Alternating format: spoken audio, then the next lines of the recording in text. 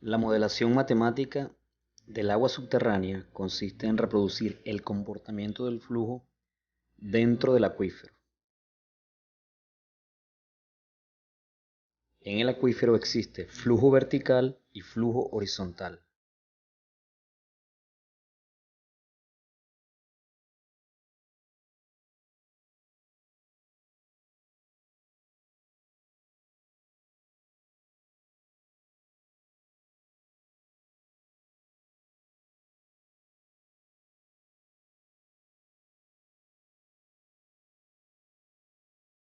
Incluyendo los procesos de extracción o explotación del agua.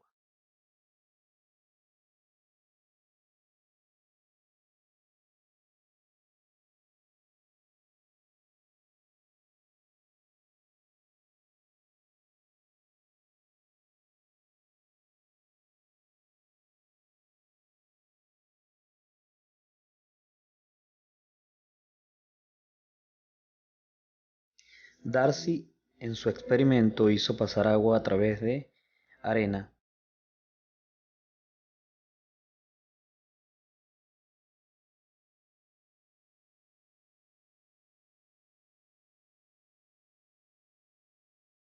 demostrando que el caudal que fluye es igual a un coeficiente K llamado permeabilidad multiplicada por el área transversal de flujo y por el gradiente hidráulico.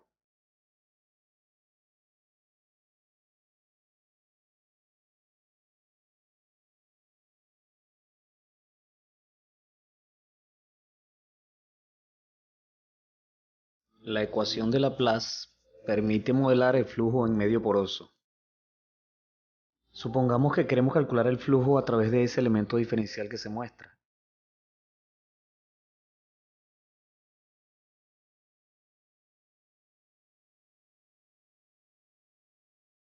La ecuación que se muestra es la ecuación de Laplace para flujo tridimensional y posee tres términos: la permeabilidad en sentido X multiplicada por la variación del gradiente hidráulico, la permeabilidad en sentido Y por el gradiente hidráulico en ese sentido, y la permeabilidad en Z multiplicada por la variación del gradiente hidráulico en Z.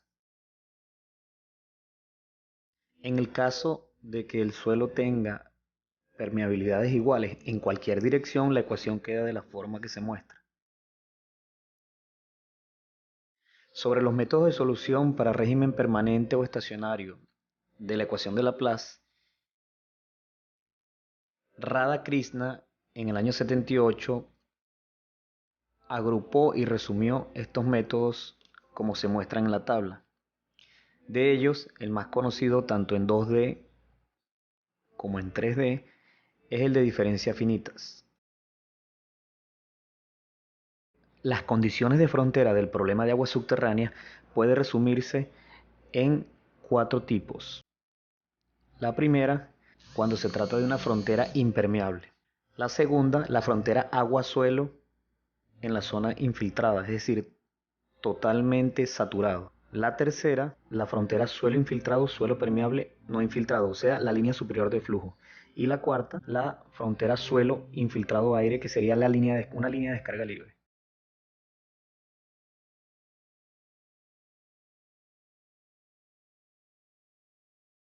Para explicar la porosidad, supongamos una unidad de suelo constituida por partículas sólidas de suelo y espacios vacíos. Si se aplica una presión en la parte superior de la estructura de suelo, esta unidad de suelo se comprimirá, generando que los espacios vacíos o que el volumen de espacios vacíos se reduzca. Veamos ahora el caso donde los espacios vacíos están llenos de agua. Si aplicamos una presión en la parte superior, entonces, como el módulo de elasticidad del agua es muy alto, existirá una expulsión del volumen de agua que se encontraba ocupando el espacio de poros.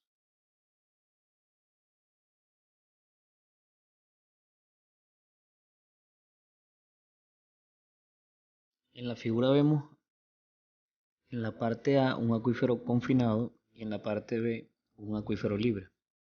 En ambos la superficie superior ha descendido 1 metro. En el caso del acuífero libre, se vacía el agua que se encuentra en los poros por vaciado, o sea, por gravedad. Y en el caso del acuífero confinado, el aporte de agua se hace por descompresión.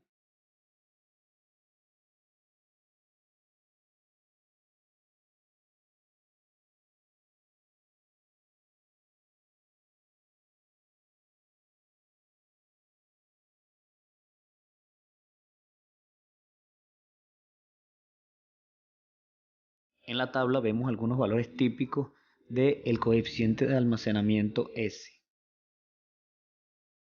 Si nos fijamos, los valores de porosidad eficaz en acuíferos libres son de una orden de magnitud mayor que los de acuíferos semiconfinados y también que los acuíferos confinados que se encuentran por el orden de los 10 a la menos 4 o 10 a la menos 5.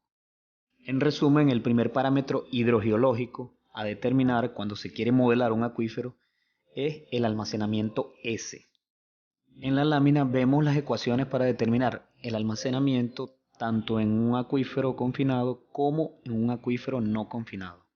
El otro parámetro importante a determinar antes de realizar la modelación es el parámetro hidrogeológico T, llamado transmisividad, el cual depende de la permeabilidad de Darcy y este a su vez de otro valor de K minúscula llamado permeabilidad intrínseca. El valor de conductividad hidráulica K entonces depende tanto del tipo de suelo como del tipo de fluido.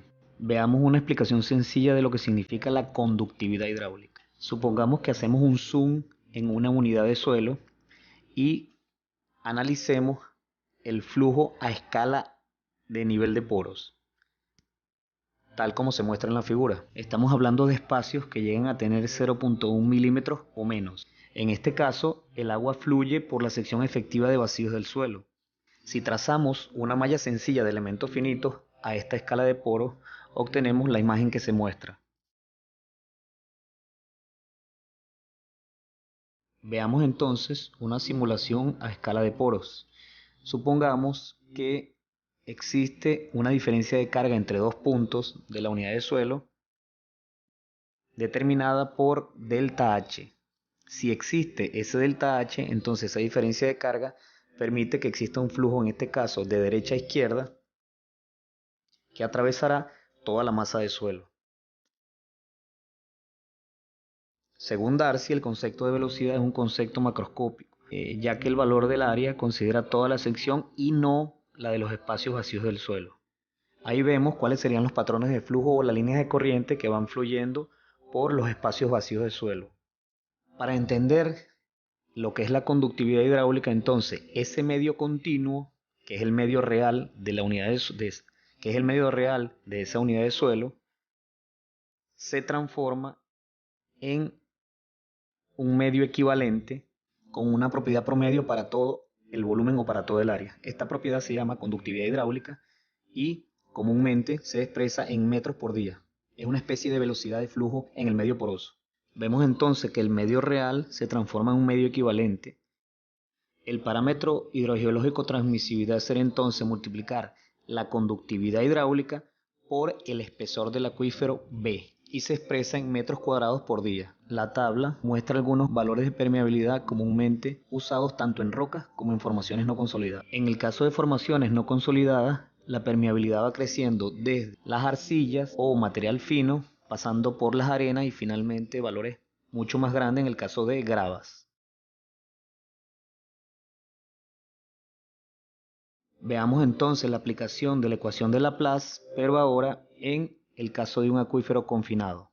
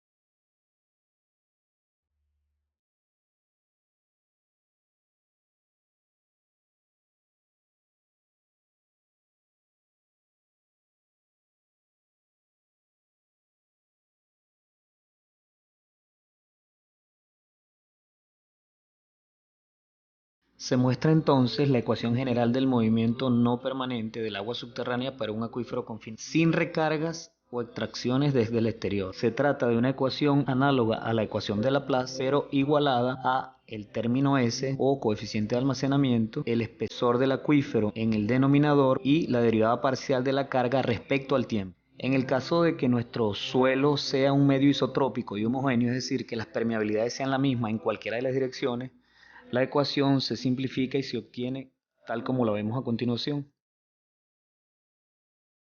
Finalmente, si el flujo es además permanente, se tiene la expresión que se muestra al final de la lámina. Cuando el acuífero no está confinado, o sea, existe un flujo superior con superficie libre, la expresión general es otra, que la veremos en otro tutorial.